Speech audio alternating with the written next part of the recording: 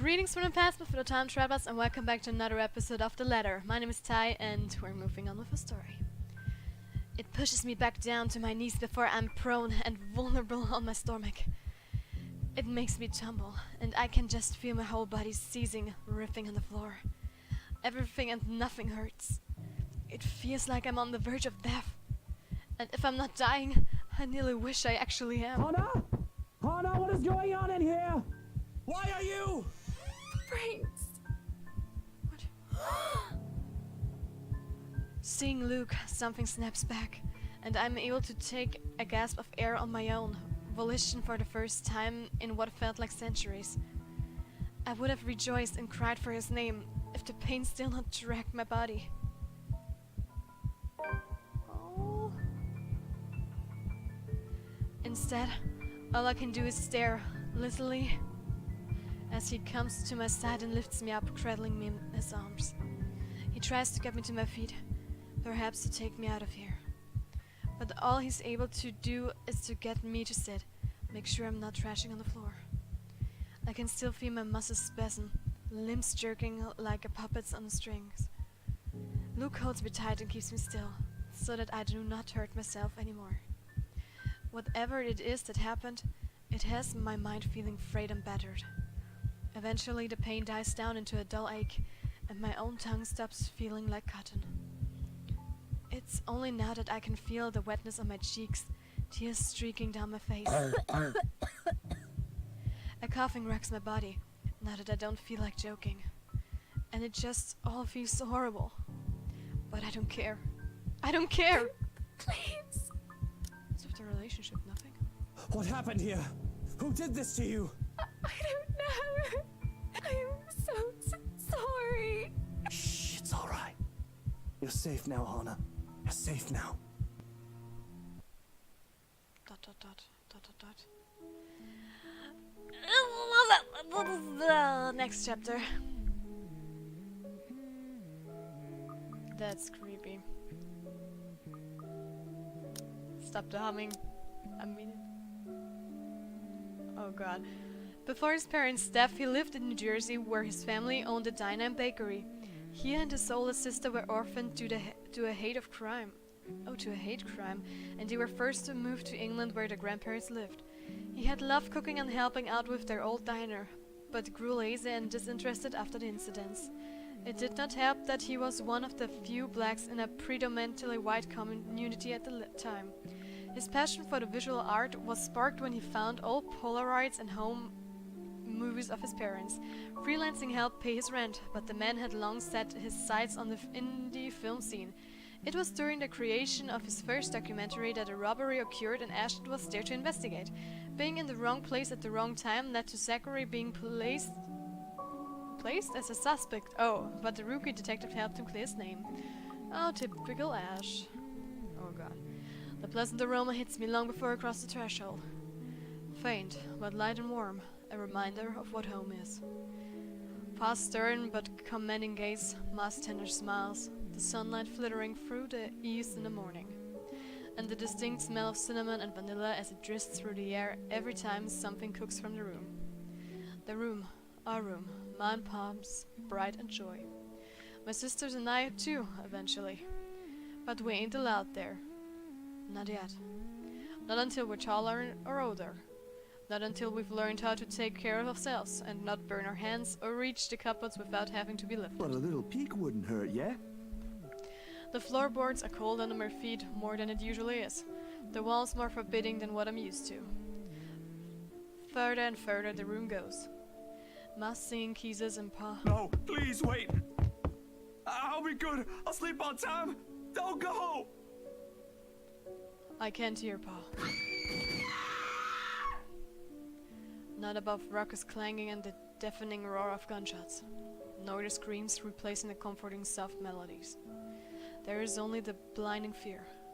When my foot slips, the red sea that catches me is bitter and frigid, but the blood that drips in my hand is warm, warm, warm. It ain't my blood. The walls tumble and everything goes quiet. No. It takes a few moments for everything to fall into place. for my eyes to adjust to the relative darkness of the room. Despite the pleasant chill the AC brings, my shirt is clinging tightly to me, and my blanket a tangled mess around my throat. Morning hasn't even arrived yet. Way too early for this thing, man. And too long. Too long since the last I've woken up drenched in my own sweat. Head littered with thoughts that are gone as soon as my eyes open. All too often, only imprints and brief images are left to haunt me for the rest of the day, or until my mind forgets about it. I got whichever comes first. Yet vivid or not, what little I can remember does not matter. Regardless, the desperation sticks, clawing up, pushing, urging me to relieve every moment, every sensation, and... There is a twinkle in Ma's eyes when she looks up from her work, flour dusting her nose and cheeks. The scent of freshly baked bread wafts from the oven as soon as Pa opens it, and the homely fragrance of honey fills the room. He reaches up to wipe the small beads of sweat away from his forehead before gesturing for me to come closer, the moment he spots me on my little hiding place behind the door. I expected him to be angry, but his pat on my back when I come within his arm's reach encouraging enough, okay. We'll have to taste these first before we put it up for sale tomorrow. You up for it, little man? Is it good enough? A knock cuts through the air before I can answer. Sharp, heavy, demanding, familiar. So distantly familiar. Ma ushers me out the kitchen when Pa moves to answer it. But I know what waits outside. The taste of blood in my mouth sends an unpleasant churning in my gut. Ma's apron crinkles under my tight grip. Something snaps back into place. My bed remains in an utter disarray. The walls still need a new paint job, and the wall clock ticking opposite my bed is as unsettling as ever. Ash is right. I should have already replaced that when I had the chance. You're no longer there, Zachary. Here and there, are miles apart. Calm down. Breathe. The pressure of my own fingers against my temple is a welcome sensation over the anxiety gripping me. It never really did anything to stave off the headache sure to follow after this before, but it grounds me. A little reminder that I'm safe, away from the place I once called home, from Ma and Pa's.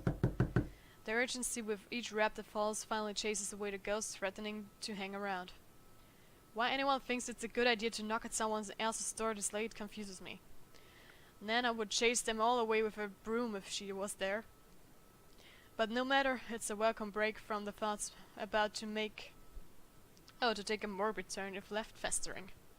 It's probably just Ash anyway, looking for a place to crash.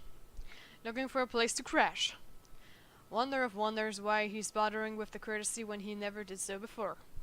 Even with that hunch, though, habit compels me to check who is first through the people. Better safe than sorry to say. Except the person that greets me on the other side ain't him. Unless his hair grew longer overnight and he started wearing a ponytail.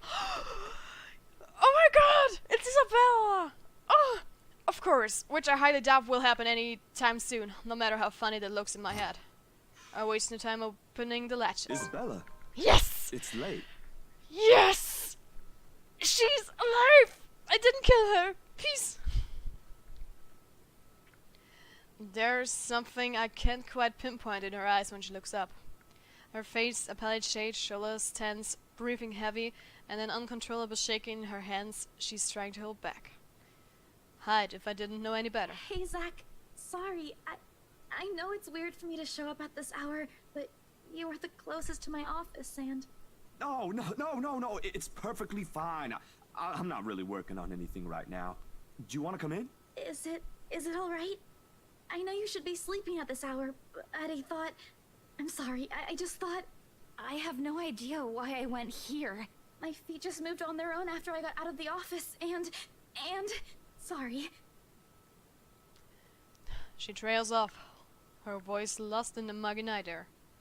I wait for her to say more, but instead, her only response is a downward shift of her gaze, back to her still trembling hands as if the motion alone is enough of an explanation.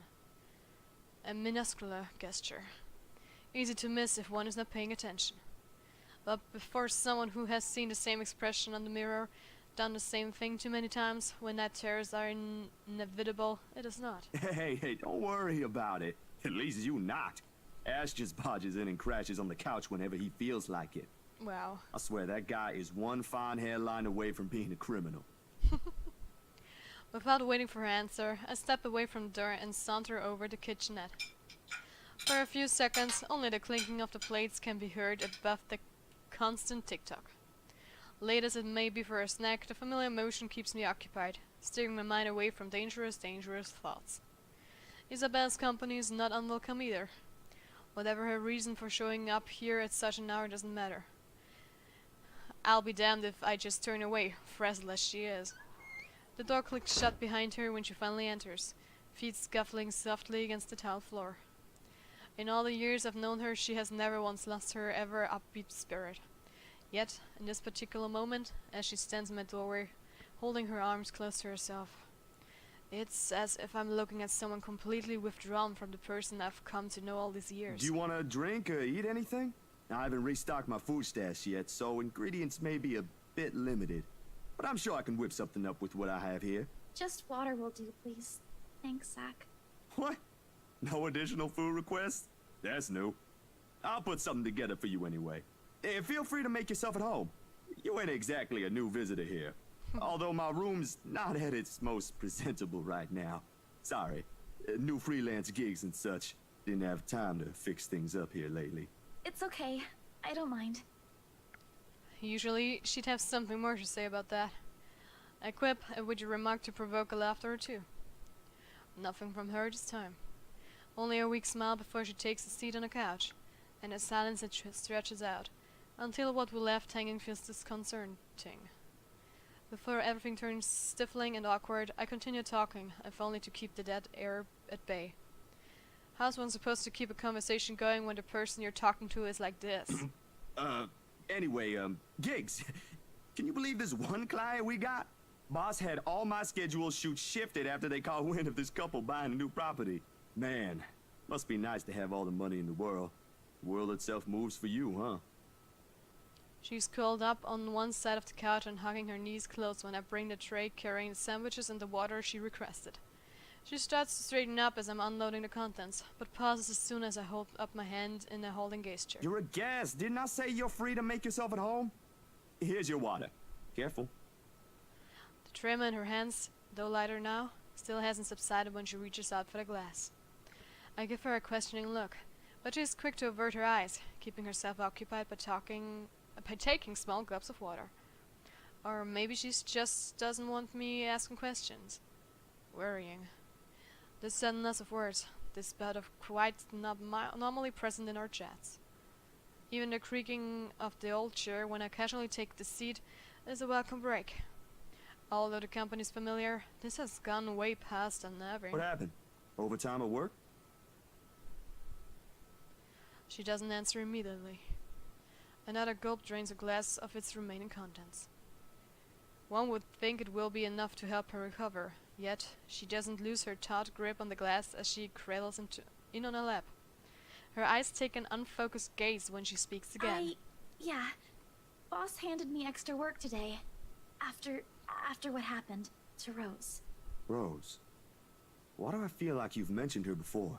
Sorry, I'm better with remembering faces than names. She was my coworker. That will take some getting used to. I was just talking to her the other day. Was? Did she resign or something? Oh no. I think I'm missing a few details here, Bella. You've never met her. I think I did mention her once, or twice. It doesn't matter. You probably heard her name recently from the news than me. Something clicks then. A little memory from the night before. The bright red light from the dark room, the strong odor of the stop bath, the television's barely audible murmur in the background, and a glimpse of a bloody room. The news is everywhere, even in the morning that follows. I just didn't think its effects will strike someone that's close to me. Oh. Damn.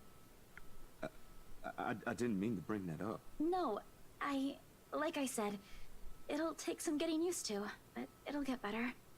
I hope it will. Things might become a little busier for me, though. She left a lot of things unfinished. and I'm one of the few people in the office who knows how she works. Boss thinks the transition will be easier if I handle it. That explains it. Well, just don't forget you still need rest. Even the most hard-working people I know don't keep hours as late as this. Hell, the subway stopped running hours ago. Crime rate might be lower here than most places, but that doesn't mean you can walk around freely in the middle of the night. It's just for today. Still a good thing you dropped by here first. I'm not just about to let you walk out here alone, especially not in the middle of the night. Who knows what else could happen? I'm not saying you should go right now, but I could accompany you home if you... No! Wait, please! The vehement tension in her voice makes me pause. And it is in this instant the mask she's keeping up falls apart, if only for a short while. Right then and there, I understood what's hiding behind her unfocused stare from the moment she arrived. Fear.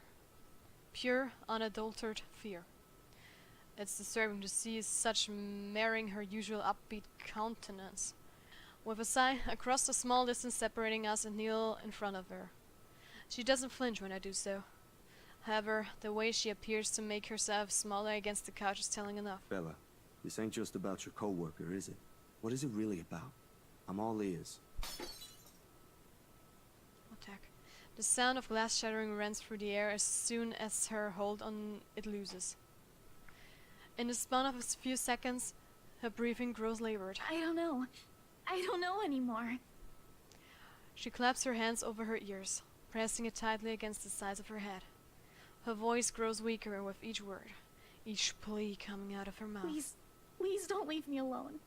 I don't want to be alone right now. I can't shake it off. Everywhere's not safe and... Hide, Isabella. Look at me, look at me. My hands are firm on her shoulder when I pull her up to look at me. It takes every force of will to ignore the terror in her eyes, in favor of taking control of the situation. Too close. Too familiar. Breathe. Breathe. You're safe here. Inhale. Hold. Exhale. Stay in the present. I'm here. No one's gonna hurt you. Do you want to talk about it? The force with which she shakes her head is enough reason to drop the topic altogether. No more. Please. No more. I don't want to remember anymore. Kate, no more talking. I won't ask any more. Can I get you anything? Another glass of water? I think I have a tub of that pistachio ice cream you love so much. We're gonna have to clean this mess first. Will you be fine on your own for a little while? She nods lightly before retreating into herself again.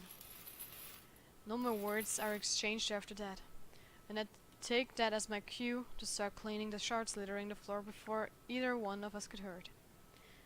The quiet hum of the AC is a pleasant distraction as I go over the menial task. More so than her racked draws of breath or my little feeble attempts to tell a quick story or two. But the latter does the trick. And soon enough, she has already drifted off by the time I return with the promised glass of water, her chest rising and falling in a steady rhythm, the strain on her shoulders gone. Frankly, I've never seen her this still. She mumbles something I don't quite catch when I carry her to the empty bed and hugs herself tighter against the mess of blankets. In spite of the fact that she appears relaxed, the small frown on her face hasn't quite disappeared. Whatever happened to her won't be leaving her anytime soon. But for her sake, I hope it won't stay long with her. There are still questions left to be answered. But the late hour coupled with the sun exhaustion made my old couch a more comfortable bed than it typically is. Ooh. Either journal. A frightened Isabel Santos knocked at Zachary Steele's apartment in the middle of the night. Shaken, she refused to say what happened. Zachary let her stay regardless. Yeah, that's right after what happened in her office. But when was the time... Oh, okay. That's all going to happen in the future. Good to know. Good. Darkness immediately welcomes me as soon as my head hits my makeshift pillow. I can only wish the dreams would keep at a distance for now. For both of us. Well, for both of us. October 25th, you say. But guys, before we take this call, that's it for this episode. Thank you so much for watching. Leave a like, subscribe to my channel. If you're already subscribed, click on the notification bell down below so you get notified when I upload my videos. Share us on all your social media, and guys, I will see you in the future or back in the ladder. High five!